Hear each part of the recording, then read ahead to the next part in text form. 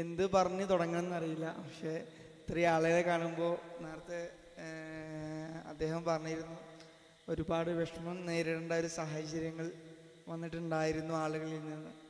കഴിഞ്ഞ 6 വർഷമായിട്ട് ഞാൻ അത് നേരിട്ടിട്ടുള്ള ഒരാളാണ്.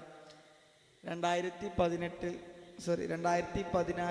8ാം ക്ലാസ്സിൽ പഠിക്കുന്ന സമയത്തായിരുന്നു. നിങ്ങളെല്ലാവരും ചിലപ്പോൾ പക്ഷേ മീഡിയകളിലെല്ലാം കേട്ടിട്ടുണ്ടാവും, എന്നെ പല രൂപത്തിലും ചിലപ്പോൾ നിങ്ങൾ കണ്ടിട്ടുണ്ടാവും.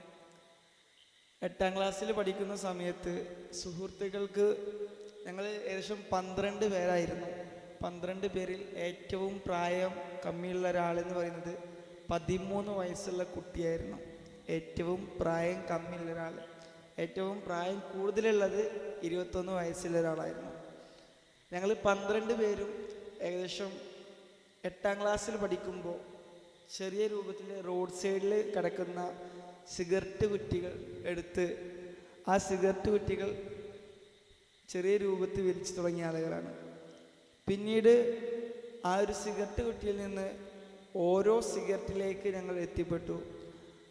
പിന്നീട് ഒരു പുതിയ സിഗരറ്റ് വാങ്ങിച്ച് ഞങ്ങൾ 12 പേര് ഷെയർ ചെയ്ത് വലിക്കാൻ തുടങ്ങി. പിന്നീട് ഞങ്ങൾ ഓരോ സിഗരറ്റ് വാങ്ങിച്ച് വലിക്കാൻ തുടങ്ങി. അതിനുശേഷമായിരുന്നു ഞങ്ങളുടെ സുഹൃത്തുക്കളിൽ ഉണ്ടായിരുന്ന ഒരു വ്യക്തി ഒരു ബീഡിക്ക് കഞ്ചാവ് നിറച്ച് ഞങ്ങൾക്ക് കൊണ്ടുവന്നു തന്നു. ഒരു ബീഡിക്ക് എന്ന് പറഞ്ഞാൽ ചെറിയ രൂപത്തിൽ ഞങ്ങൾക്ക് നിറച്ച് കൊണ്ടുവന്നു തന്നു. പക്ഷെ ആ സമയത്ത് എന്നല്ല, ഇപ്പോൾ മാറി എന്നുള്ള രൂപത്തിലേക്ക് എത്തിക്കുന്നു. പക്ഷെ ഇപ്പോൾ ആ സമയത്ത് ഞങ്ങൾക്കിടയിൽ യുവാക്കൾക്കിടയിൽ കഞ്ചാവ് വലിക്കുക എന്ന് പറയുമ്പോൾ എന്തോ ഒരു വലിയ പുണ്യപ്രവർത്തനമായിരുന്നു. അതാണ് സത്യാവസ്ഥ. അന്ന് ഞങ്ങൾ ഒരു ബീഡിക്ക് കഞ്ചാവ് വലിച്ച് 8ാം ക്ലാസ്സിൽ പഠിക്കുന്ന ഒരു സമയമാണ്. ബീഡിക്ക് കഞ്ചാവ് വലിച്ച് ഞങ്ങൾ 12 പേരും ഒരു ബീഡിക്ക് നിറച്ചിട്ടുള്ള കഞ്ചാവ് ഞങ്ങൾ 12 പേരും ഷെയർ ചെയ്ത് വലിക്കാൻ തുടങ്ങി. അത് പിന്നീട് ഒരു ബീഡി ഷെയർ ചെയ്ത് ചെയ്യുന്നതിൻ്റെ പിന്നീട് ഞങ്ങൾ ഓരോന്നായിട്ട് ഞങ്ങൾ 12 പേരും വലിക്കാൻ തുടങ്ങി. ആ 12 പേരും പിന്നീട് ഓരോ ബീഡിക്ക് നിറച്ചത് ഞങ്ങൾ ഓരോ പാക്കറ്റാക്കി ഞങ്ങൾ ഉപയോഗിക്കാൻ തുടങ്ങി. ആദ്യം റോഡ് സൈഡിൽ ഇറക്കുന്ന കുട്ടികളെടുത്ത് വലിക്കാൻ തുടങ്ങി. പിന്നീട് ഓരോ സിഗരറ്റ് മേടിച്ച് വലിക്കാൻ തുടങ്ങി. പിന്നെ ഞങ്ങൾ ഒരു ബീഡിക്ക് കഞ്ചാവ് നിറച്ച് വലിക്കാൻ തുടങ്ങി. പിന്നെ ഞങ്ങൾ ഓരോ ബീഡിക്ക് കഞ്ചാവ് വലിച്ച് നടക്കാൻ തുടങ്ങി. അതെല്ലാം കഴിഞ്ഞ് ഒരുപാട് നീണ്ടുപോയി എന്ന് പറഞ്ഞാൽ 8ാം ക്ലാസ്സിൽ തുടങ്ങി 9ാം ക്ലാസ്സിൽ 2 മാസമായപ്പോഴേക്കും പൂർണ്ണമായിട്ടും സ്കൂൾ പഠിപ്പ് പൂർണ്ണമായിട്ടും നിർത്തി. ഒരു 2 മാസം 9ാം ക്ലാസ് കഴിഞ്ഞ് 2 മാസം കഴിഞ്ഞപ്പോൾ നിർത്തിയതല്ല, പക്ഷെ ഞങ്ങൾ ഞങ്ങൾ വീട്ടിലൊക്കെ ചോദിക്കുന്നത് സ്കൂളിൽ അന്വേഷിക്കുമ്പോൾ അറിയുന്നില്ല. ഞങ്ങൾ വീട്ടിൽ നിന്ന് സ്കൂളിലേക്കാന്ന് പറഞ്ഞ് ഞങ്ങൾ പോകുന്നുണ്ട്, പക്ഷെ ഞങ്ങൾ സ്കൂളിലേക്ക് എത്തുന്നില്ല. അതങ്ങനെ നീണ്ടുപോയി. ഏകദേശം 9ാം ക്ലാസ്സിൽ ഒരു 6 മാസമൊക്കെ നീണ്ടു കഴിഞ്ഞ് നിൽക്കുന്ന സമയത്തായിരുന്നു എൻ്റെ ഉപ്പ ഒരു ദിവസം ഒരു മഗ്‌രിബ് ബാങ്കൊക്കെ കഴിഞ്ഞ് നിൽക്കുന്ന സമയത്ത് എൻ്റെ ഉപ്പ എന്നോട് വന്നിട്ട് ചോദിച്ചു, നീ സ്കൂളിലേക്ക് ചെല്ലുന്നില്ല എന്നാണല്ലോ ഞങ്ങൾ അറിയാൻ കഴിഞ്ഞിരുന്നു. അന്ന് നേരത്തെ സാർ പറഞ്ഞ പോലെ തന്നെ MDMA എന്ന് പറയുന്ന സിന്തറ്റിക് ഡ്രഗ് ഒരു ചെറിയൊരളവിൽ ചെറിയൊരു ക്വാണ്ടിറ്റിക്ക് ഞങ്ങൾ അന്ന് ഉപയോഗിച്ച് നിൽക്കുന്നതായിരുന്നു. അത് ഈ പറയുന്ന കഞ്ചാവിനൊക്കെ കുട്ടികളുള്ളതുകൊണ്ട് തന്നെ കൂടുതലായിട്ട് പറയുന്നില്ല, ചെറിയ രൂപത്തിൽ ഉപയോഗിച്ച് നിൽക്കുന്നൊരു സമയമായിരുന്നു. ആദ്യമായിട്ട് എൻ്റെ ഉപ്പാൻ്റെ നേരേക്ക് അന്ന് കത്തിയെടുത്ത് ഉപ്പാൻ്റെ കഴുത്തിന് നേരെ നീട്ടേണ്ടി വന്നു. എൻ്റെ സ്വന്തം ഉപ്പാൻ്റെ നേരെ എൻ്റെ ഉപ്പ അന്ന് എൻ്റെ ചെവിയിൽ പിടിച്ച് തിരിച്ച സമയത്ത് എൻ്റെ ഉപ്പ അന്ന് എന്നോട് പറഞ്ഞത്, നീ സ്കൂളിലേക്ക് എത്തുന്നില്ല എന്ന് പറഞ്ഞത്. അങ്ങനെ നീ വീട്ടിൽ കയറി നിൽക്കണ്ട, എപ്പോഴും തോന്നിവാസം കാണിച്ച് നടക്കുകയാണെന്നുണ്ടെങ്കിൽ വീട്ടിലേക്ക് വരണ്ട എന്ന രൂപത്തിൽ ചെറിയൊരു വാക്ക് പറഞ്ഞിട്ടുണ്ട്. നിങ്ങൾ രക്ഷിതാക്കൾ എന്താണോ പറയുക അത് മാത്രമാണ് എന്നോട് പറഞ്ഞിട്ടുണ്ടെന്നുള്ളൂ. അന്ന് എൻ്റെ ഉപ്പ പറഞ്ഞ സമയത്ത് തന്നെ ഞാൻ അന്ന് അടുക്കളയിലുണ്ടായിരുന്ന ഒരു കത്തി എടുത്ത് എൻ്റെ ഉപ്പാനെ മതിലിലേക്ക് ചേർത്ത് നിർത്തി കഴുത്തിന് നേരെ കത്തി പിടിച്ചു നിർത്തി. അന്ന് എൻ്റെ വീടിൻ്റെ അടുത്തുണ്ടായിരുന്ന ആളുകളെല്ലാം കൂടെ പിടിച്ചു മാറ്റിയതുകൊണ്ട് അന്ന് പക്ഷെ നിങ്ങളുടെ മുമ്പിൽ നിൽക്കുന്നത് സ്വന്തം ഉപ്പാനെ കൊന്നു വന്നിട്ടുള്ള ഒരാളായി മാറിയിരുന്നേനെ. ഇല്ലെങ്കിൽ അന്ന് ആ നാട്ടുകാരെല്ലാവരും പിടിച്ചു മാറ്റിയതുകൊണ്ട് പക്ഷെ അത്രയും വലിയൊരു പാപം എനിക്ക് ചെയ്യേണ്ടി വന്നില്ല. അത് നീണ്ടുപോയി. അത് പിന്നെ ഈ പറയുന്ന കഞ്ചാവിൽ നിന്ന് ഞങ്ങൾ MDMA എത്തി. അതുപോലെ തന്നെ MDMA എന്നിവയെല്ലാം അപ്പുറത്ത് നിങ്ങൾ സാധാരണ വീട്ടിൽ ഉപയോഗിക്കുന്ന പശ മുതൽ, ഞാൻ കൂടുതലായിട്ട് പറയുന്നില്ല, പശ, പെട്രോളും മാനസികത്തിനുള്ള ഗുളികയും അതുപോലെ പല രൂപത്തിലുള്ള ഗുളിക, നിങ്ങൾ ആവശ്യ സാധനങ്ങൾക്ക് ഉപയോഗിക്കുന്ന പല വസ്തുക്കളും ഞങ്ങൾ ഡ്രഗ് എന്ന രൂപത്തിൽ, നിങ്ങൾ വണ്ടിയിലൊക്കെ ഉപയോഗിക്കുന്ന പെട്രോൾ പോലും ഞങ്ങൾ ഡ്രഗ് എന്ന രൂപത്തിൽ ഉപയോഗിച്ചിട്ടുണ്ട്. മാനസിക രോഗികൾക്ക് കൊടുക്കുന്ന ഗുളിക ഞങ്ങൾ ഡ്രഗ് എന്ന രൂപത്തിൽ കൊടുത്തിട്ടുണ്ട്. ഒരു 150 രൂപ വരുന്ന ഒരു മരുന്ന് അതിന് ഒരു 100 രൂപ എക്സ്ട്രാ കൂട്ടി കൊടുത്തിട്ടുണ്ടെങ്കിൽ അത് ഞങ്ങൾക്ക് കിട്ടും. മനസ്സിലായോ?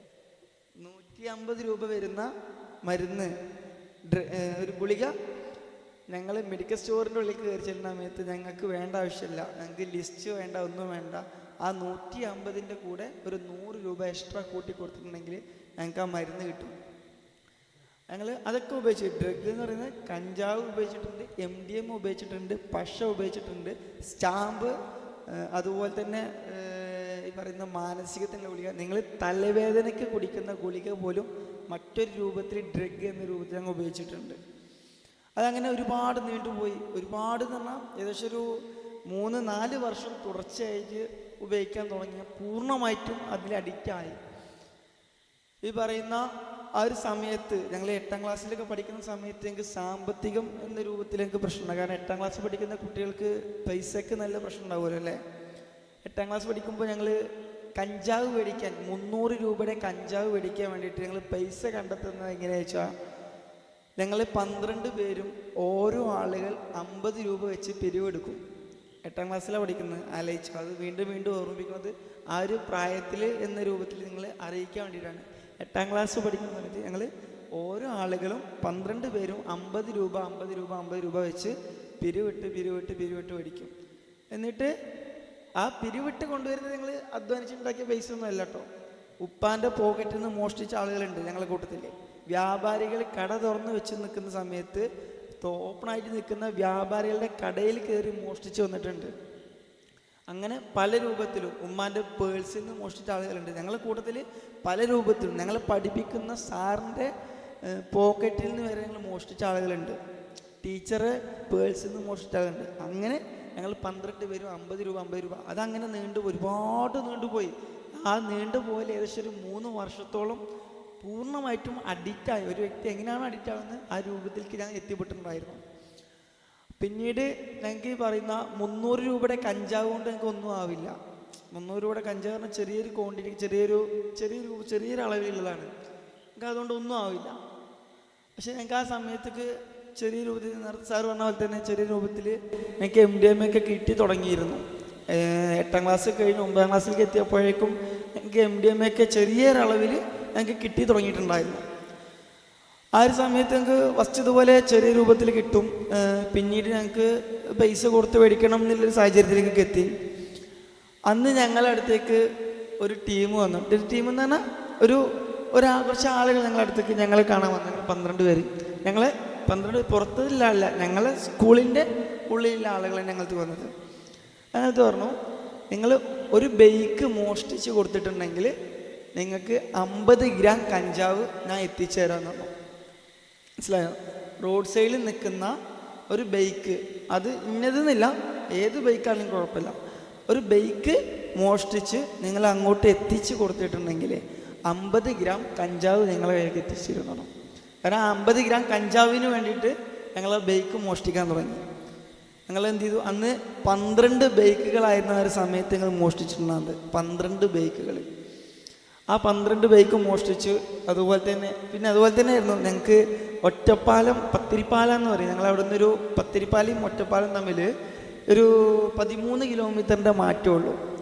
ഞങ്ങളെ ബാഗിലാക്കിയിട്ട് കഞ്ചാവ് 2 കിലോ വരുന്ന കഞ്ചാവ് ഞങ്ങളെ ബാഗിലാക്കി ആ പത്തിരിപ്പാല ടൗണിൽ നിന്ന് ഞങ്ങൾക്ക് ഈ പറയുന്ന ഒറ്റപ്പാലം റെയിൽവേ സ്റ്റേഷൻ്റെ അങ്ങോട്ട് എത്തിച്ചു കൊടുത്തിട്ടുണ്ടെങ്കിൽ ഞങ്ങൾക്ക് 500 രൂപ കിട്ടും.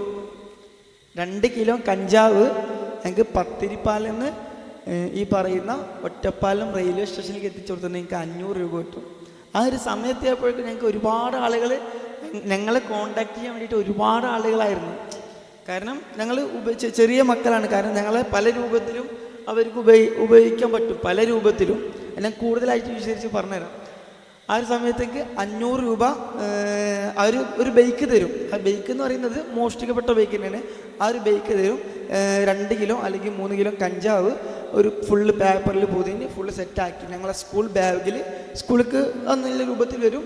സ്കൂൾ ബാഗിൽ ഞങ്ങൾക്ക് എന്ത് ചെയ്യും, ആ ബാഗ് ഷിബക്ക് തുറന്ന് ഞങ്ങൾ ബാഗിലാക്കി തരും. ഞങ്ങളത് ഒറ്റപ്പാലം റെയിൽവേ സ്റ്റേഷനിലേക്ക് എത്തിച്ചു കൊടുത്താൽ മതി. ബൈക്ക് അവർ തരും, അതിലേക്ക് എണ്ണി എല്ലാ കാര്യങ്ങളും അവർ എണ്ണ അടിച്ച് തരും, എല്ലാ കാര്യങ്ങളും അവർ ചെയ്തു തരും. അവിടെ എത്തിച്ചു കൊടുത്ത ഉടനെ തന്നെ ഞങ്ങൾക്ക് എന്ത് ചെയ്യും, 500 രൂപയും കിട്ടും. അന്നൊക്കെ ഇത് ഉപയോഗിക്കാൻ വേണ്ടിയിട്ട് ഞങ്ങൾക്ക് ചെറിയ അളവിൽ കഞ്ചാവും കിട്ടും. അങ്ങനെ അത് ഒരുപാട് നീണ്ടുപോയി.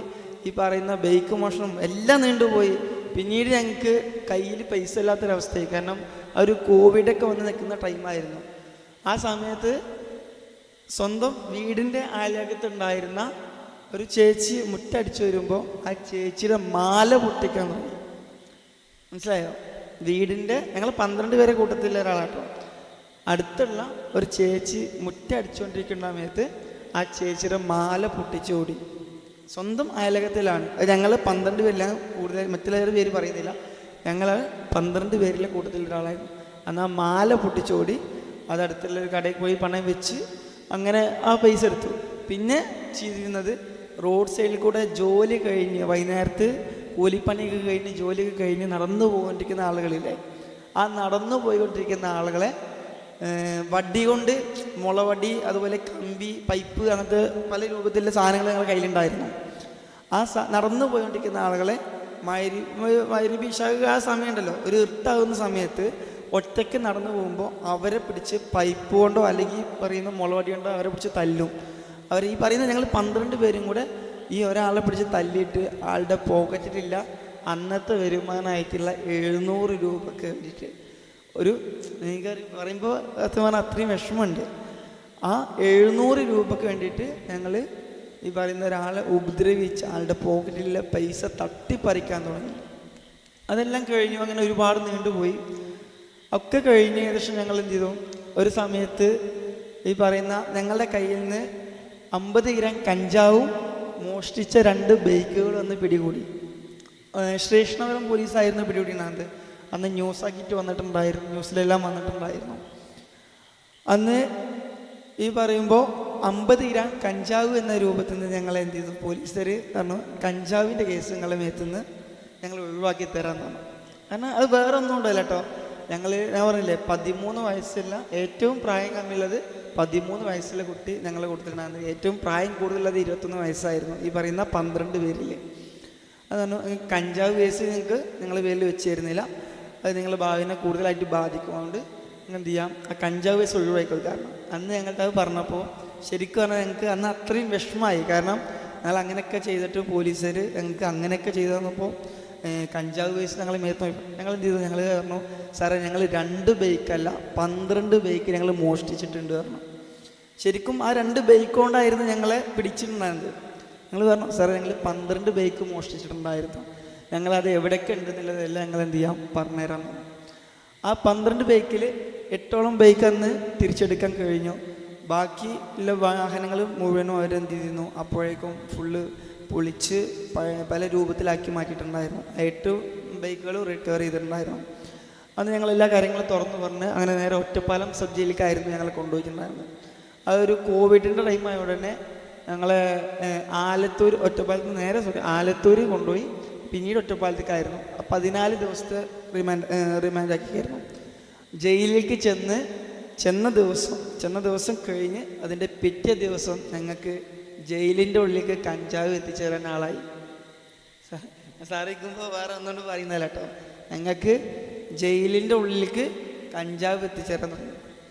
അത് ഇതുപോലെ ഒരു 3-4 ദിവസം നീണ്ടു പോന്നു. പിന്നീട് അത് അവരെയും പിടിക്കപ്പെട്ടു. അത് ഞങ്ങളുടെ കൂട്ടത്തിലുണ്ടായിരുന്ന ആളുകൾ തന്നെയായിരുന്നു ഞങ്ങൾക്ക് കഞ്ചാവ് ഞങ്ങൾക്ക് എത്തിച്ചു തരുന്നത്. കാരണം ജയിലിൻ്റെ ഉള്ളിൽ പോയിട്ടുണ്ടെങ്കിൽ ഈ പറയുന്നത് ഒരുപാട് ആളുകൾ നന്നായിട്ടുണ്ട്, ഒരുപാട് ആളുകൾ മോശപ്പെട്ടിട്ടുണ്ട്, സത്യാവസ്ഥയാണ്. അങ്ങനെ ജയിലിൻ്റെ ഉള്ളിലേക്ക് ഞങ്ങൾക്ക് കഞ്ചാവ് അതിനുള്ളിൽ ഞങ്ങൾക്ക് കിട്ടാൻ തുടങ്ങി. അത് ഇതുപോലെ ഒരു 4-5 ദിവസം നീണ്ടുപോയി.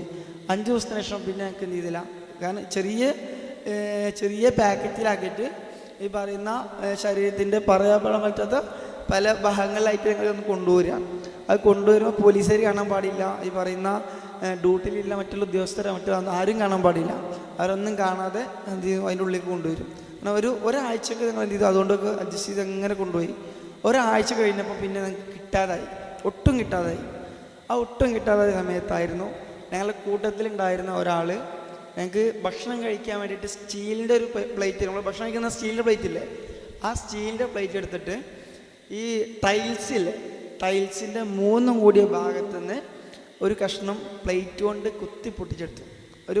ഒരു സൈഡ് പൊട്ടിച്ചെടുത്തിട്ട് ആ ഒരു ടൈൽസിൻ്റെ ഒരു മൂലയുടെ ഒരു ഭാഗം കൊണ്ട്, മൂർച്ച കൂടിയ ഭാഗം കൊണ്ട് ഞങ്ങളുടെ കൂട്ടത്തിലുള്ള ഒരാൾ അന്ന് ഇടത്തെ കൈയിൻ്റെ ഒരു ഭാഗത്തു നിന്നിട്ട് കീറി ഒരു സൈഡിൽ നിന്നിട്ട് കീറിയെടുത്തിട്ട് ആ ബ്ലഡ് നേരെ എന്ത് ചെയ്തു, ടൈൽസിൽ വൃത്തിയുള്ളൊരു സൈഡ് നോക്കിയിട്ട് ടൈൽസിനോട് ഒട്ടിച്ചു. എന്നിട്ട് ആ ബ്ലഡ് മൊത്തം എടുത്തിട്ട് ഈ പറയുന്ന ഞങ്ങളെല്ലാവരും കൂടെ കൂടിയിട്ട് അന്ന് ഈ MDMA എങ്ങനെയാണോ ഉപയോഗിക്കുക, മറ്റൊരു രൂപത്തിൽ പറയുന്നത് MDMA എങ്ങനെയാണോ ഉപയോഗിക്കുക ആ രൂപത്തിൽ അന്ന് ഞങ്ങളുടെ കൂട്ടത്തിലുണ്ടായിരുന്ന ഒരാളുടെ ബ്ലഡ് ഞങ്ങളന്ന് ഉപയോഗിച്ചിട്ടുണ്ടായിരുന്നു. കാരണം നിങ്ങൾക്ക് ഇത് കിട്ടാതായി, പറ്റ വയലൻ്റ് ആവേണ്ട അവസ്ഥ ആണ്. ആ ദിവസം തന്നെ ആയിരുന്നു ഞങ്ങളെ ജയിലിൽ ഡ്യൂട്ടിക്കുണ്ടായിരുന്ന ഒരു പോലീസ് ഉദ്യോഗസ്ഥനെ ഞങ്ങളെല്ലാവരോടും കൂടെ ആക്രമിച്ച് ആ ഒരു ഉദ്യോഗസ്ഥൻ മറ്റേ ഹോസ്പിറ്റലിൽ കൊണ്ടുപോകേണ്ട സിറ്റുവേഷനും കാര്യങ്ങളൊക്കെ വന്നിട്ടുണ്ടായിരുന്നു. പിന്നീട് ഞങ്ങളുടെ കൂട്ടത്തിലുണ്ടാകുന്ന ഒരാൾ തല എടുത്ത് ചുമരിൽ അടിച്ച് പൊട്ടിച്ച് ആളെ ഹോസ്പിറ്റലിൽ കൊണ്ടുപോയി. അതേപോലെ തന്നെ ഒരാൾ ഞങ്ങളുടെ കൂട്ടത്തിലുണ്ടായിരുന്ന ഞങ്ങളുടെ സെല്ലിലുണ്ടായിരുന്ന ഒരാളെ ഞങ്ങളെല്ലാവരും കൊണ്ടും കൂടി ആക്രമിച്ച് അങ്ങനെ ഒരുപാട് ഇഷ്യൂസ് വന്നപ്പോൾ അവരെന്ത് ചെയ്തു, ജയിൽ സൂപ്രണ്ട് നേരെ അന്നുണ്ടായിരുന്ന ഒറ്റപ്പാലത്തെ മജിസ്ട്രേറ്റിന് റിപ്പോർട്ട് കൊടുത്തു, കുട്ടികൾ നല്ല രൂപത്തിൽ വയലൻ്റ് ആണെന്നില്ല. പക്ഷെ അന്ന് ഈ പറയുന്ന 8 പേർക്കെതിരെ മാത്രമേ അന്ന് കേസ് എടുത്തിട്ടുണ്ടായിരുന്നുള്ളൂ. ബാക്കിയുള്ളവർക്ക് പ്രായപൂർത്തിയാത്തതുകൊണ്ട് അവരന്ന് ഒഴിവാക്കിയിട്ടുണ്ടായിരുന്നു. അന്ന് ഞങ്ങളെ മജിസ്ട്രേറ്റിൻ്റെ മുമ്പിൽ ഈ പറയുന്ന സൂപ്രണ്ടിൻ്റെ നിർദ്ദേശപ്രകാരം മജിസ്ട്രേറ്റിൻ്റെ മുമ്പിൽ ഹാജരാക്കി. ഒറ്റപ്പാലത്തായിരുന്നു. അന്ന് ഹാജരാക്കിയ സമയത്ത് ഈ പറയുന്ന മജിസ്ട്രേറ്റ് ഞങ്ങളോട് ചോദിച്ചു, എന്താ നിങ്ങളുടെ പ്രശ്നം എന്താണെന്നുള്ള രൂപത്തിൽ. സ്വന്തം മക്കളോട് എങ്ങനെയാണോ ഒരു അച്ഛൻ സ്വന്തം മോനോട് എങ്ങനെയാണോ സംസാരിക്കുക ആ രൂപത്തിലായിരുന്നു അന്ന് ഞങ്ങളോട് സംസാരിച്ചിട്ടുണ്ടാകുന്നത്. പക്ഷേ എന്താ മക്കൾ നിങ്ങളുടെ പ്രശ്നം എന്ന ആ ഒരൊറ്റ ചോദ്യം കൊണ്ടായിരിക്കും ഞങ്ങൾക്ക് 12 പേർക്കും മാറാനുള്ളൊരു മനസ്സുകൊണ്ട് ചിന്തിക്കാൻ പോലും തോന്നിയത് ചിലപ്പോൾ ആ ഒരൊറ്റ ചോദ്യം കൊണ്ടായിരിക്കും. ആ ഒരു ചോദ്യം കഴിഞ്ഞ് ഞങ്ങൾക്ക് പറഞ്ഞു, സാറേ ഞങ്ങൾ ഈ പോലീസുകാരെ ഞങ്ങൾക്ക് ഇവിടുന്ന് മാറ്റി തരണം, ഞങ്ങൾക്ക് കുറച്ച് കാര്യങ്ങൾ പേഴ്സണലായിട്ട് പറയാനുണ്ട് എന്നാണ്. അന്ന് ആ പോലീസുകാരെല്ലാവരെയും എന്ത് ചെയ്തു, അവിടുന്ന് റൂമിൽ നിന്ന് മാറ്റി ഞങ്ങളോട് പറഞ്ഞു, ഇന്നെന്താ നിങ്ങൾക്ക് പറയാനുള്ളത് കാര്യങ്ങൾ. ഞങ്ങൾ പറഞ്ഞു, സാറേ ഞങ്ങൾ 12 ബൈക്ക് മോഷ്ടിച്ചിട്ടുണ്ടായിരുന്നു, ഞങ്ങൾ ഈ പറയുന്ന ആളുകളെ ആക്രമിച്ച് അവരെ പൈസ തട്ടിപ്പറിച്ചിട്ടുണ്ട്, വ്യാപാരികളുടെ കടയിൽ നിന്ന് ഞങ്ങൾ പൈസ കട്ടെടുത്തിട്ട് കട്ടെടുത്തിട്ടുണ്ട്, ഇതെല്ലാം ഞങ്ങൾ ചെയ്തിട്ടുണ്ട്, സത്യമാണ്. ഞങ്ങളിതൊക്കെ കഞ്ചാവിന് വേണ്ടിയിട്ടായിരുന്നു ആദ്യം ചെയ്ത് തുടങ്ങിയത്. പിന്നീട് ഞങ്ങൾക്ക് പറയുന്ന എല്ലാ ഡ്രഗും ഞങ്ങൾ ഉപയോഗിക്കാൻ തുടങ്ങി. പിന്നെ ഞങ്ങൾക്ക് ഒട്ടും പറ്റാത്തൊരവസ്ഥയായി തുടങ്ങിയതാണ്. അത് ഞങ്ങളുടെ മജിസ്ട്രേറ്റ് ചോദിച്ചു, നിങ്ങളിത് നിർത്താൻ തയ്യാറാണോ ചോദിച്ചു. സാർ ഞങ്ങൾ നിർത്താൻ തയ്യാറാണ്. പക്ഷേ അന്ന് ആ ചോദിക്കുന്ന ദിവസം എന്ന് പറയുന്നത് വെള്ളിയാഴ്ച ദിവസമായിരുന്നു. ശനിയും ഞായറും പറയുന്ന വിമുക്തി എന്ന് പറയുന്ന ഞങ്ങൾ ഡോക്ടറും മറ്റു ഒന്നും ഉണ്ടായിരുന്നില്ല തോന്നുന്നുണ്ട്. എന്ന് പറഞ്ഞു അന്ന് പറഞ്ഞു, സാറേ ഈ പറയുന്ന ശനിയാഴ്ച ഞായറാഴ്ച ദിവസം ഞങ്ങൾക്ക് ആ സെല്ലിൻ്റെ ഉള്ളിൽ കഴിഞ്ഞു പോകാൻ ഞങ്ങൾക്ക് ബുദ്ധിമുട്ടാണ് പറഞ്ഞു. 2 ദിവസം എങ്ങനെയെങ്കിലും ഒന്ന് കഴിച്ച് കൂട്ടിപ്പോകണം. തിങ്കളാഴ്ച ഡോക്ടർ വരും. ആ തിങ്കളാഴ്ച ഡോക്ടർ വരുമ്പോൾ ഡോക്ടറോട് നിങ്ങൾ വിശദീകരിച്ച് പറഞ്ഞാൽ മതി എന്നായിരുന്നു പറഞ്ഞിരുന്നത്. പക്ഷെ ഞങ്ങൾക്ക് ആ ശനി ഞായറും മാത്രം ഞങ്ങൾക്ക് കഴിഞ്ഞു പോകാൻ പറ്റാത്തൊരവസ്ഥയായി. അന്ന് ആ ഒരു ശനി ഞായറിന് വേണ്ടിയിട്ട് ഞങ്ങൾക്ക് ഉറക്കഗുളിക എന്നിട്ടായിരുന്നു ഞങ്ങൾ ഉറക്കിയിട്ടുണ്ടാകുന്നത്. അന്ന് ഞങ്ങൾ എന്ത് ചെയ്തു, അന്ന് മജിസ്ട്രേറ്റിന് വാക്ക് കൊടുത്തു, ഞങ്ങൾ ഇനി ഇത് ചെയ്യില്ല, ഞങ്ങളിത് പൂർണ്ണമായിട്ട് ഞങ്ങൾ നിർത്താൻ തയ്യാറാണെന്ന് പറഞ്ഞാൽ ഞങ്ങൾ എന്ത് ചെയ്തു. അന്ന് ഞങ്ങൾക്ക് കടന്ന കാലാവധിയിലായിരുന്നു ഞങ്ങൾക്ക് ആ കേസുകളൊക്കെ ഞങ്ങൾക്ക് ഒഴിവാക്കി തന്നത്. കടന്ന കാലാവധി വെച്ചിട്ട് മജിസ്ട്രേറ്റ് ഞങ്ങൾക്ക് കേസ് ഒഴിവാക്കി തന്നിട്ടുണ്ടായിരുന്നു. പക്ഷെ ഞങ്ങൾ എന്ത് ചെയ്തു, അന്ന് പറയുന്ന ഒറ്റപ്പാലം സ്റ്റേഷനിൽ ജയിലിൽ ഞങ്ങൾ സബ് ജയിലിൽ ഞങ്ങൾ പുറത്തിറങ്ങിയത് ഒരു കൊല്ലത്തിന് ശേഷം ഈ പറയുന്നത് ഞങ്ങൾക്ക് അമൃത എന്ന് പറഞ്ഞിട്ടൊരു മേഡായിരുന്നു ഞങ്ങളെ വിമുക്തിയുടെ ഞങ്ങൾക്ക് ട്രീറ്റ്മെൻറ്റും കാര്യങ്ങളും കൗൺസിലിങ്ങും ഒക്കെ തന്നിട്ടുണ്ടാകുന്നത്. അന്ന് മാം ഞങ്ങളോട് വന്ന് ചോദിച്ചു, നിങ്ങൾ ചെയ്തിട്ടുള്ള കാര്യങ്ങൾ എല്ലാം മീഡിയകൾക്ക് മുമ്പിൽ പറയാൻ കഴിയുമോ ചോദിച്ചു. അപ്പോൾ കൂട്ടത്തിലുണ്ടായിരുന്ന ബാക്കി 11 പേരും പറഞ്ഞു, ഞങ്ങൾക്ക് പേടിയാണ്, ഞങ്ങളെല്ലാവരും ഇതൊന്ന് ഒഴിഞ്ഞു പോവാണ്, ഞങ്ങൾക്ക് പറ്റൂല എന്നുള്ള രൂപത്തിൽ അവർ തറപ്പിച്ചു പറഞ്ഞു. അന്ന് എനിക്ക് എൻ്റെ പെങ്ങൾക്ക് കല്യാണാലോചനയൊക്കെ വന്ന് നിൽക്കുന്ന ഒരു സമയമായിരുന്നു. ഞാൻ പറഞ്ഞു, ഞാൻ പറയാൻ തയ്യാറാണ്, പക്ഷേ എനിക്കൊരു കൊല്ലത്തെ സമയം വേണമെന്നാണ്. അങ്ങനെ 2019 ഫെബ്രുവരി മാസം 11-ാം തീയതി ഞാൻ മീഡിയ വണ്ണിൻ്റെ ചാനലിന് മുമ്പിൽ ആദ്യമായിട്ട് 29 മിനിറ്റ് വരുന്ന ഒരു വീഡിയോ ഞാൻ അന്ന് എല്ലാ കാര്യങ്ങളും എവിടുന്നാണ് വരുന്നത്, അത് എങ്ങനെയൊക്കെയാണ്, ആർക്കൊക്കെയാണ് ഇത് കൊടുക്കുന്നത്, ആ രൂപത്തിലുള്ള കാര്യങ്ങൾ എന്ന് വെച്ചാൽ വ്യക്തികളുടെ പേര് ഒന്നും അതിൽ സൂചിപ്പിച്ചിട്ടുണ്ടാവില്ല. പക്ഷെ അത് ഏതൊക്കെ സ്കൂളുകൾ കേന്ദ്രീകരിച്ച് എത്തുന്നുണ്ട്, ഏതൊക്കെ സ്കൂളിൽ കൂടെ എത്തുന്നുണ്ട്, ഏതൊക്കെ കോളേജുകളുടെ പരിസരങ്ങളിൽ ഇത് സെയിൽ നടക്കുന്നുണ്ട്, എങ്ങനെയാണ് നാട്ടിലേക്ക് എത്തുന്നത്, ആ കുറച്ച് കാര്യങ്ങൾ മാത്രമേ ഞാൻ അന്ന് സൂചിപ്പിച്ചിട്ടുണ്ടാകുന്നുള്ളൂ. അത് പറഞ്ഞ് 3-ാമത്തെ ദിവസം എൻ്റെ വീട്ടിലുണ്ടായിരുന്ന വണ്ടികൾക്ക് നേരെ കല്ലേറ് വന്നു. 3-ാമത്തെ ദിവസം പറഞ്ഞ് 3-ാമത്തെ ദിവസം കൂടുതലൊന്നുമില്ല, എൻ്റെ വായ അടപ്പിച്ച് വെക്കൽ മാത്രമേ അതിൽ ഉദ്ദേശമുള്ളൂ, വേറെ ഒന്നുമില്ല. കാരണം 3-ാം ദിവസം വീട്ടിലുണ്ടായിരുന്ന ഓടുമക്ക് കല്ലെടുത്ത് തന്നു. അന്ന് ഒറ്റപ്പാലത്തെ പോലീസ് സ്റ്റേഷൻ തന്നെ ആയിരുന്നു കംപ്ലൈൻറ്റ് കൊടുത്തത്. അവർ പറഞ്ഞു കംപ്ലൈൻറ്റ് കൊടുത്തിട്ട് കാര്യമില്ല എന്ന രൂപത്തിൽ മീഡിയക്കാരൊക്കെ പറഞ്ഞിട്ട് എന്ത് ചെയ്തു, അന്ന് കേസ് ഒഴിവാക്കി വിട്ടു. പിന്നെ പിറ്റേ ദിവസം അപ്പോൾ എനിക്ക് ഒന്നുകൂടെ വാശി തോന്നി. ഇത് വീണ്ടും ഞാൻ എന്ത് ചെയ്തു, ഇത് ഉപയോഗിക്കുന്ന കുറച്ച് സ്ഥലങ്ങൾ എന്ത് ചെയ്തു, മീഡിയ വണ്ണത്തിന് ഞങ്ങൾ ഒന്നും കൂടെ കൊടുത്തു. അത് കൊടുത്തതിൻ്റെ അടിസ്ഥാനത്തിൽ ഒരു ദിവസം ബൈക്ക് കൊണ്ട് പോകുമ്പോൾ എൻ്റെ ബൈക്കിൻ്റെ ബാക്കിൽ വന്നിട്ട് അവർ കാർ കൊണ്ട് ഇടിച്ചിട്ട് വണ്ടി നിർത്താതെ അവർ പോയി. അങ്ങനെ തുടർന്നുകൊണ്ടേയിരുന്നു. പക്ഷേ അന്ന് ആ ഒരാഴ്ച പറയുന്ന 2019 ഫെബ്രുവരി 11-ാം തീയതി ഞാൻ ആ മീഡിയകൾക്ക് മുമ്പിൽ ഒരു 29 മിനിറ്റിൻ്റെ വീഡിയോ പറഞ്ഞിട്ട് ഒരാഴ്ചക്കുള്ളിൽ തന്നെ 60-ൽ പരം ആളുകളായിരുന്നു എന്നെ വിളിച്ചിട്ടുണ്ടാകുന്നത്. ഇതെന്ന് സ്വന്തം ഉമ്മാനെ മറ്റു രൂപത്തിൽ ചിന്തിച്ചിട്ടും അങ്ങനെ പല രൂപത്തിലായിട്ടും എന്നെ വിളിച്ചിട്ടുണ്ടായിരുന്നു. അന്ന് 2019 തുടങ്ങി നേരത്തെ സാറ് പറഞ്ഞില്ലേ നിങ്ങൾക്ക് ഇവിടുന്ന് പറ്റേ അപമാനിക്കപ്പെടേണ്ട അവസ്ഥ വന്നു, ആളുകൾക്കിടയിൽ മോശപ്പെട്ടാണ്.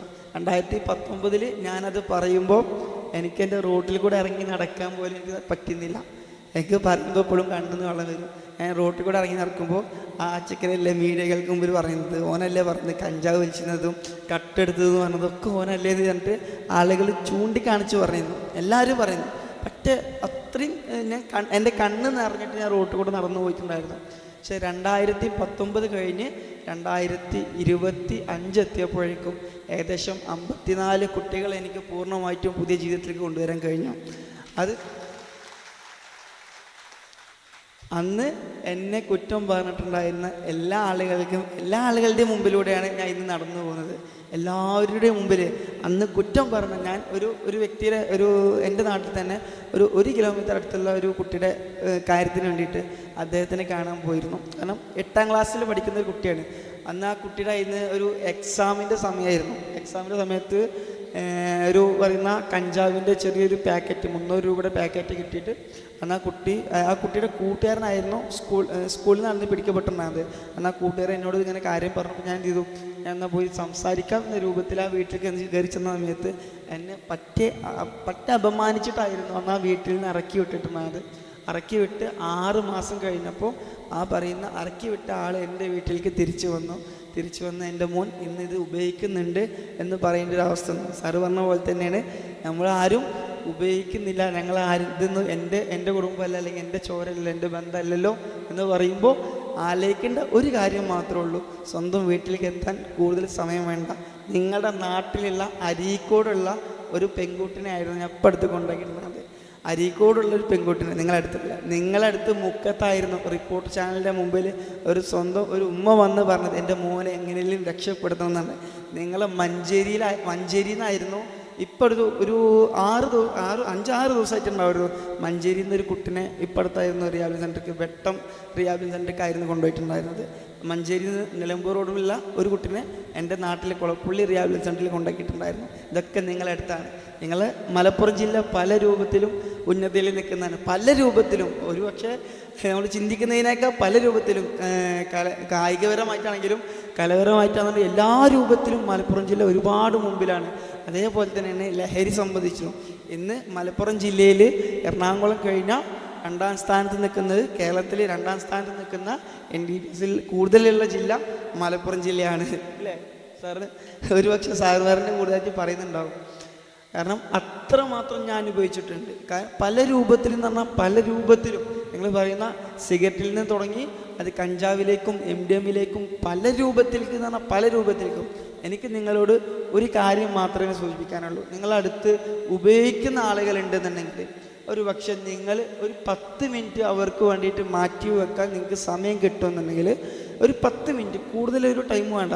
നമുക്ക് സാമ്പത്തികമായിട്ടോ മറ്റുള്ള ഒരു പ്രശ്നങ്ങളും കാര്യങ്ങളും ഇല്ല. ഒരു 10 മിനിറ്റ് നിങ്ങൾക്ക് അവർക്ക് വേണ്ടിയിട്ട് മാറ്റി വെക്കാൻ പറ്റുമെന്നുണ്ടെങ്കിൽ ഒരു പക്ഷേ ആ കുട്ടീനെ പൂർണ്ണ ജീവിതത്തിലേക്ക് കൊണ്ടുവരാൻ കഴിയും. അതിൻ്റെ ഉദാഹരണമാണ് ഞാനടക്കം 12 പേരും. നിങ്ങളുടെ ഈ മഞ്ചേരിയിൽ നിന്ന് കോഴിക്കോടിൻ്റെയും വയനാട്ടിൻ്റെയും പല പ്രദേശങ്ങൾക്ക് നിങ്ങളുടെ നാട്ടിൽ നിന്നാണ് ലഹരി പാസ് ചെയ്യുന്നതെന്ന് പറഞ്ഞാൽ ഒരു പക്ഷെ നിങ്ങൾ വിശ്വസിക്കുന്നുണ്ടാവില്ല.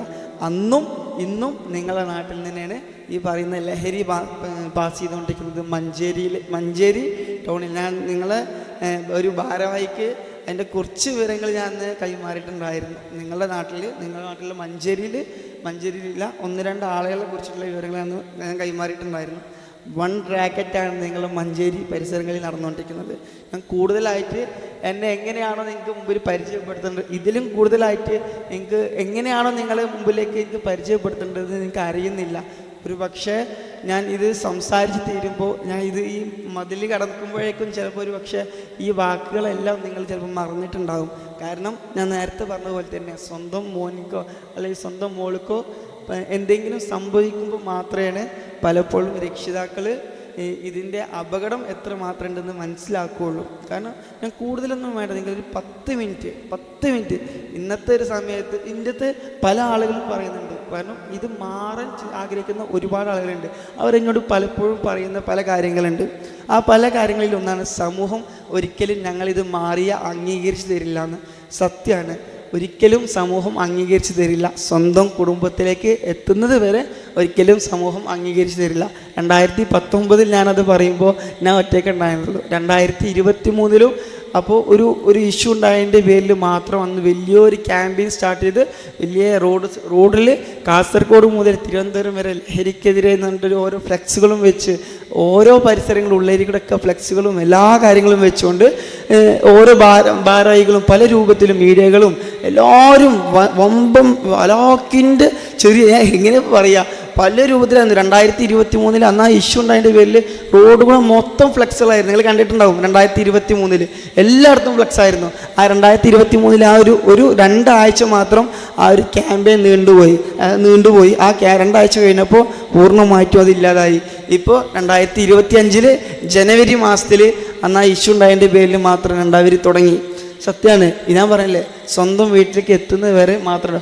2025 മാത്രം നമ്മുടെ 2025 ജനുവരിയിൽ മാത്രം 2000-ൽ പരം NDPS കേസുകളായിരുന്നു കേരളത്തിൽ രജിസ്റ്റർ ചെയ്തത്. അപ്പോൾ ഇതൊക്കെ നിങ്ങൾക്ക് ആലോചിച്ചാൽ മനസ്സിലാക്കാൻ പറ്റും. നിങ്ങളെ ചെറിയ മക്കൾ, ഈ പറയുന്ന പെരിന്തൽമണ്ണ സാറിൻ്റെ പരിധിയിലില്ല, പെരിന്തൽമണ്ണ 6ാം ക്ലാസ്സിൽ പഠിക്കുന്ന കുട്ടിയുടെ ബാഗിൽ ഈ പറയുന്ന MDMA പോലീസിനെ വെട്ടിക്കാൻ വേണ്ടിയിട്ട് കൊടുത്തു വിട്ടിട്ടുണ്ടായിരുന്നു. 6ാം ക്ലാസ്സിൽ പഠിക്കുന്ന കുട്ടിയെ, 8ാം ക്ലാസ് പഠിക്കുന്ന കുട്ടിയുടെ ബാഗിൽ നിന്ന് കഞ്ചാവിൻ്റെ പേര്. എൻ്റെ വീടിൻ്റെ ഒരു 500 മീറ്റർ അപ്പുറത്തെ ഒരു വീട്ടിൽ നിന്ന് ഒരു കുട്ടിനെ ഞങ്ങൾ രാത്രി 12 മണിക്കായിരുന്നു കൊണ്ടുപോകുന്നത്. രാത്രി 12 മണിക്ക് കൊണ്ടുപോകുന്നത് എങ്ങനെയാണെന്ന് വെച്ചിട്ടുണ്ടെങ്കിൽ ഈ കുട്ടി ഉമ്മാൻ്റെ തലക്ക് പാത്രം കൊണ്ട്, ചട്ടിപ്പാത്രം ഉണ്ടല്ലോ മണ്ണിൻ്റെ പാത്രമൊക്കെ അല്ലേ, ആ മണ്ണിൻ്റെ പാത്രം കൊണ്ട് ഉമ്മാൻ്റെ തലക്ക് അടിച്ചിട്ടായിരുന്നു ഞാൻ ചെല്ലുന്ന സമയത്ത് കുട്ടി നിൽക്കുന്നത്. അവൻ്റെ മുഖത്തു കൂടെയൊക്കെ ബ്ലേഡ് കൊണ്ട് വെച്ച് കീറി ശരീരം ഫുള്ള് പൂർണ്ണമായിട്ട് കീറി ആളുടെ ശരീരത്തിൽ നിന്നൊക്കെ ബ്ലഡ് ഇങ്ങനെ വന്നുകൊണ്ടേ ഇരിക്കുമായിരുന്നു. അത്രയും ബ്ലഡ് ഇങ്ങനെ ശരീരത്തിൽ നിന്ന് വന്നുകൊണ്ടിരിക്കുന്നു. ഉപ്പ നാട്ടുകാരെല്ലാവരും കൂടിയിട്ട് ബാക്കിലേക്ക് കെട്ടിയിട്ടിട്ടായിരുന്നു ഞാൻ ചെന്ന് നിൽക്കുന്ന സമയത്ത് ആ കുട്ടീനെ കാണാൻ കഴിഞ്ഞത്. പഠിക്കാൻ കൊടുത്തുണ്ടായിരുന്ന പുസ്തകങ്ങളെല്ലാം ഒരു ഭാഗത്ത് കൂട്ടിയിട്ട് അവിടെ അതിൽ മറ്റേ പെട്രോളൊക്കെ ഒഴിച്ച് ആളതിൽ കത്തിച്ച് നിൽക്കായിരുന്നു. വീടിൻ്റെ സിറ്റ് ഔട്ടിലായിരുന്നത്. റൂമിൽ ഉണ്ടായിരുന്ന ഗ്ലാസ് ഫുള്ള് അടിച്ച് പൊട്ടിക്കാൻ. അന്ന് രാത്രി 12 മണിക്ക് ഞങ്ങൾ അന്ന് ആ കുട്ടീനെ കൊണ്ടുവന്ന് ഫുള്ള് പൂർണ്ണമായിട്ട് അന്ന് ആ കുട്ടീനോട് ചോദിച്ചപ്പോൾ ഈ പറയുന്ന 8ാം ക്ലാസ്സിൽ പഠിക്കുന്ന കുട്ടിയാണ്. 8ാം ക്ലാസ്സിൽ പഠിക്കുന്ന കുട്ടി വൈകുന്നേരത്തെ 5 മണിക്ക് ശേഷം ഒരു 2 മണിക്കൂർ നേരത്തേക്ക് ചെരുപ്പ് കടയിൽ ഒരു 2 പാർട്ട് ടൈമായിട്ട് ജോലിക്ക് പോകും. അങ്ങനെ ജോലിക്ക് പോയി ഒരു ചെറിയ രൂപത്തിൽ കിട്ടാൻ തുടങ്ങിയതാണ്. ചെറിയ രൂപത്തിൽ കിട്ടി അത് വീണ്ടും ഒരുപാടായപ്പോൾ പിന്നെ എനിക്കത് നിർത്താൻ പറ്റാത്ത അവസ്ഥയായി. ഈ പറയുന്ന ചെയ്തിരുന്ന പോലെ തന്നെ അന്ന് ആ ജോലിക്ക് പോയിരുന്ന സ്ഥലത്ത് നിന്ന് ഈ പറയുന്ന പയ്യൻ മോഷ്ടിച്ചിട്ടുണ്ടായിരുന്നു ഈ പറയുന്ന MDMA മേടിക്കാൻ. സാറ് പറഞ്ഞ പോലെ തന്നെ ഈ ഒരു ഗ്രാമിന് 2000, 2500, 3000, 5000 വരെക്ക് ഓരോ ഗ്രാമിനും ക്വാണ്ടിറ്റിക്ക് റേറ്റ് വരുന്നുണ്ട്. നിങ്ങൾ ഇപ്പടുത്ത് കേട്ടിട്ടുണ്ടാവും 24 കിലോ സൈക്കിൾ പമ്പുകൾക്കുള്ളിലായി നിറച്ചിട്ടായിരുന്നു 24 കിലോ കഞ്ചാവ് നമ്മുടെ നാട്ടിലേക്ക് എത്തിയത്. 2525 മെത്താഫിറ്റൻ നിങ്ങൾ കേട്ടിട്ടുണ്ടാവും. കൊച്ചി കടൽ തീരത്തു നിന്ന് നിങ്ങൾ പിടിക്കപ്പെട്ടു 2022-ലോ 23-ലല്ലേ സാറാ, 22-ലോ 23-ലോ. ഇതൊക്കെ നമ്മുടെ നാട്ടിലേക്കാണ്. നമ്മുടെ കുട്ടികളെ മാത്രമാണ് അവർ ടാർഗറ്റ് ചെയ്യുന്നതും ഫോക്കസ് ചെയ്യുന്നതും. പല കാര്യങ്ങളും എനിക്ക് നിങ്ങളെ മുമ്പിൽ പറയുന്നത് കൊണ്ട്, പല പ്രശ്നങ്ങളും ഉള്ളതുകൊണ്ട് മാത്രമാണ് ഞാൻ പറയാത്തത്. നിങ്ങളെ മക്കളിലേക്ക് ഇത് എത്താൻ കൂടുതൽ സമയം വേണ്ട. കാരണം ഞാൻ പറഞ്ഞില്ല, നിങ്ങൾ മഞ്ചേരിയുടെ പരിസരത്ത് മാത്രം എത്ര മാത്രം ഉണ്ടെന്ന് നിങ്ങൾക്ക് അറിയുന്നതിനൊക്കെ കൂടുതലായിട്ട് എനിക്കറിയാം. അതുകൊണ്ടാണ് ഞാൻ പറയുന്നത്, നിങ്ങളുടെ നാട്ടിൽ നിങ്ങൾക്ക് അറിയുന്നതിനൊക്കെ കൂടുതലായിട്ട് എനിക്കറിയും. അപ്പോൾ ഞാൻ കൂടുതലായിട്ടൊന്നും പറയുന്നില്ല. ഇനി ഇതിലും മുകളിൽ ഞാൻ നിങ്ങൾക്ക് എങ്ങനെയാണോ എന്നെ നിങ്ങൾക്ക് പരിചയപ്പെടുത്തി തരേണ്ടതെന്ന് എനിക്കറിയില്ല. ഞാൻ എന്തായാലും ഞാൻ നിർത്തുകയാണ്. എന്നെ കൊണ്ട് ചെയ്യാൻ കഴിയുന്നതിൻ്റെ എന്ത് സഹായങ്ങളും ഞാൻ നിങ്ങൾക്ക് വേണ്ടി ഞാൻ ചെയ്യാൻ തയ്യാറാണ്. ഒരു പക്ഷേ ഞാൻ കാരണം ഒരു കുട്ടി മാറാൻ കാരണമായിട്ടുണ്ടെങ്കിൽ അതൊരു പക്ഷെ അതെൻ്റെ വിജയമാണ്. ഇന്ന് ഈ സംഘാടകർ ഈ ഒരു വിഷയം നമ്മുടെ നാട്ടിനെ ബാധിക്കുന്ന ഈ ഒരു വിഷയം നിങ്ങൾ സംഘാടകർ എടുത്തുകൊണ്ട് തന്നെ ഒരുപാട് നന്ദി നിങ്ങൾ സംഘാടകരോട് അറിയിക്കേണ്ടതുണ്ട്. കാരണം നിങ്ങൾ അന്ന് അദ്ദേഹം വിളിച്ച സമയത്ത് ആരൊക്കെ ഉണ്ടാവുമെന്ന് പോലും അറിയാൻ കഴിയില്ല. കാരണം ചെറിയ ഗ്രൂപ്പ് തുടങ്ങിയിട്ടാണ് ആ രൂപത്തിലായിരുന്നു അന്ന് എൻ്റെ തന്ന് പറഞ്ഞിട്ടുണ്ടാകുന്നത്. കാരണം പലപ്പോഴും വേടൻ അനുഭവിക്കുന്നത് എന്താണോ ആ രൂപത്തിലൊക്കെ അനുഭവിച്ചിട്ടുണ്ട്. ഞാൻ കൂടുതലായിട്ട് ഞാൻ പറയുന്നില്ല, കാരണം അത്രമാത്രം ടയർഡാണ്. ഞാൻ കൂടുതലായിട്ട് പറയുന്നില്ല. എന്തായാലും നിർത്തുകയാണ്. നിങ്ങൾക്ക് എന്തെങ്കിലും രൂപത്തിൽ നിങ്ങൾക്ക് എന്നെ കൊണ്ട് കഴിയുന്ന സഹായങ്ങൾ എന്തെങ്കിലും വേണമെങ്കിൽ നിങ്ങൾക്ക് സംഘാടകരുടെ നമ്പറുണ്ട്, നിങ്ങൾക്ക് എന്നെ ചോദിക്കാവുന്നതാണ്. എന്താവശ്യങ്ങൾക്ക് എന്നെ വിളിക്കാവുന്നതാണ്. എന്നെ കൊണ്ട് ചെയ്യാൻ പറ്റുന്നതിൻ്റെ മാക്സിമം ഞാൻ നിങ്ങൾക്ക് ചെയ്ത് തരാൻ തയ്യാറാണ്. പിന്നെ അതിൻ്റെ എല്ലാം അപ്പുറത്ത് ഈ വരുന്ന വെള്ളിയാഴ്ച കാസർഗോഡ് മുതൽ തിരുവനന്തപുരം വരെ കാൽനടയായി ഓരോ ഉൾഗ്രാമങ്ങളും കയറി ലഹരിക്കെതിരെ ക്യാമ്പയിൻ സ്റ്റാർട്ട് ചെയ്യാൻ പോവാണ്.